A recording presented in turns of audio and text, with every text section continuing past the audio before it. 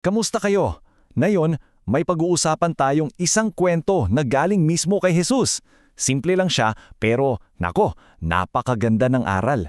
Ito ay tungkol sa isang magsasaka at sa mga bining itinanim niya. Oh, diyan nagsisimula ang lahat. Isipin nyo, isang magsasaka na naglalakad sa kanyang bukid, punong-puno ng pag-asa habang sinasaboy ang mga buto sa lupa. Siyempre ang gusto niya, lahat yon tutubo at mamumunga, di ba? So, dito na nagiging interesting yung kwento. Kasi kahit yung mga alagad mismo ni Jesus, nagtaka sila, bakit parang may mga binghing na sayang lang? Ano kaya ang nangyari? Well, itong kwentong to ay isang talinghaga. Ibig sabihin, mayroon itong mas malalim na kahulugan. Para siyang isang secret code na si Jesus mismo ang nagpaliwanag sa mga alagad niya. So handa na ba kayong i-crack yung code? Tara! Okay, unang-una, yung mga hasik o yung magsasaka. Walang iba kundi si Jesus. Siya yung nagkakaalat ng mabuting balita sa lahat. At yung binhi naman, hindi yan ordinaryong buto. Ang binhi ay kumakatawan sa salita ng Diyos. Yun yung mensahe niya ng pagmamahal at katotohanan para sa ating lahat. At ito na, siguro ito yung pinakamahalagang parte ng code. Yung lupa, yun yung mga puso natin. Tayo yun! At kung paano natin tinatanggap ang mensahe ng Diyos, doon nakasalalay kung ito ba ay lalago sa buhay natin o hindi. So ito yung magiging roadmap natin. Titingnan natin isa-isa yung 4 na uri ng puso at syempre yung pinaka-importante, paano ba natin magagawang pinakamataba at pinakamaganda yung lupa ng puso natin para sa salita ng Diyos? Okay, game na. Unahin natin itong unang uri ng lupa. Isipin nyo, isang daanan na laging tinatapak ng mga tao. Sa katagalan, anong nangyayari? Sobrang tigas na, di ba? At yan na nga, yung mga binhing nahulog diyan, hindi man lang nakabaon sa lupa, andyan lang sila sa ibabaw, kaya naging, alam nyo yun, easy target, madaling pagkain para sa mga ibon. Ganyan daw ang nangyayari sa puso na sobrang busy sa mga bagay sa mundo, sobrang abala sa school, sa games, sa social media, na tumitigas na, hindi na makapasok yung salita ng Diyos. Dahil dito, madali lang siyang agawin ng kaaway para yung mga ibong tumuka sa mga bini. Okay, tara sa pangalawang klase ng lupa. Dito, hindi na siya matigas, pero may iba namang problema.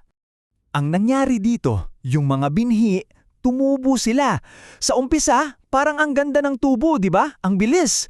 Pero dahil mababaw lang yung lupa, kasi nga mabato sa ilalim, hindi nakapag-ugat ng malalim yung mga halaman. Alam nyo, ito raw yung mga taong sobrang excited sa simula kapag narinig yung salita ng Diyos. Yes, galing! Pero hindi yun nag-ugat sa puso nila. Kaya pag dumating na yung mga problema, yung mga pagsubok, yan yung parang init ng araw, ayun, madali lang silang sumuko at nalalanta yung pananampalataya nila. Next, pangatlang uri ng lupa. Dito, yung binhi, tumubo na naman siya. May lupa, hindi mabato, pero may isa pang malaking problema. So may lupa pero kasabay nito may mga matinik na damo. Lumaki yung halaman pero lumaki rin yung mga damo sa paligid niya at sinakal siya. Inagawan siya ng sustansya, ng sikat ng araw hanggang sa hindi na siya makahinga at makapamunga. Ganyan din daw pag ang puso natin puno ng mga tinik. Hindi makalago yung salita ng Diyos kasi nauubos lahat ng atensyon at lakas natin sa ibang bagay. So ano ba itong mga tinig na to? At ang ganda nito kasi sinabi mismo ni Jesus kung ano yung mga tinik. Una, yung sobrang pag-aalala sa buhay. Pangalawa, yung paghahangad na magkaroon ng maraming gamit o pera. At pangatlo, yung pagiging focus lang sa sariling kasiyahan. Ito yung mga sumasakal sa salita ng Diyos sa puso natin. At ngayon, eto na yung aabangan nating lahat. Yung good news, yung pang-4 at pinakamagandang uri ng lupa. Ito yung gusto nating maging tayong lahat. Wow! Tingnan nyo yung resulta. Kapag sa mabuting lupa bumagsak yung bini, hindi lang siya basta tumubo. Namunga siya ng sobra-sobra. Grabe! 100, 60, napakarami. So, ano ba ang mabuting puso? Well, ito raw yung pusong tapat at bukas. Ito yung pusong hindi lang nakikinig, kundi gustong-gusto talagang intindihin at higit sa lahat, gustong isabuhay yung salita ng Diyos. At napakaganda ng paglalarawan na ito. Ang pagiging mabuting lupa pala, isang proseso. Hindi siya biglaan. Tingnan nyo, kailangan pakinggan, tapos kailangang unawain, ingatan sa puso at doon pa lang ito magbubunga ng mabuti sa buhay natin. Ang pinakamagandang balita sa lahat ng ito ay ito. Mayroon tayong pagpipili. Hindi tayo stuck sa isang uri ng lupa.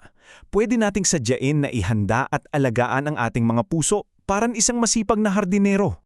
So, heto, parang gardening 101 para sa ating mga puso.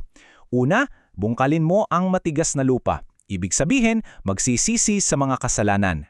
Pangalawa, bunutin mo yung mga damo. Yun yung mga masasamang ugali. At pangatlo, diligan mo. Paano? Sa pamamagitan ng pagbabasa at pagsunod sa salita ng Diyos. Bilang pagtatapos, gusto kong iwan sa inyo itong tanong na to para sa sarili ninyong pagninilay. Tandaan, ang pagbabago ay nagsisimula sa isang maliit na hakbang. Ano kaya ang isang damo, isang ugali, o isang alalahanin na maari mong simulang bunutin mula sa hardin ng iyong puso simula ngayon?